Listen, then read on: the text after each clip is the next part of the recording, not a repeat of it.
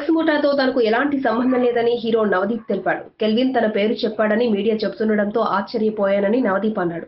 గత నెలలో wrong event management సంస్థతో అసోసియేట్ అవ్వడం వల్ల తన పేరు బయటకొచ్చి ఉంటుందని నవదీప్ అనుమానం వ్యక్తం చేశాడు. అంతేకాకుండా గతంలో డ్రగ్స్ అంశంలో పేర్లు వెలుగు చూసిన వారిని కూడా విచారణకు పిలిపిస్తున్నట్లు తనకు సమాచారం ఉందని అన్నాడు. ఈ డ్రగ్స్ దందా తానే నడుపుతున్నట్టు మీడియా కథనాలు ప్రసారం చేస్తోందని ఆవేదన వ్యక్తం చేశాడు. తనకు నోటీసులు వచ్చిన మాట వాస్తవమేనని చెప్పిన నవదీప్ తనకు డ్రగ్స్ దందాకు ఎలాంటి సంబంధం లేదని స్పష్టం చేశాడు. సిట్ విచారణలో అన్ని విషయాలు వెలుగులోకి వస్తాయని నవదీప్ చెప్పాడు. అంతవరకు మీడియా ఓపిక పట్టాలని సూచించాడు.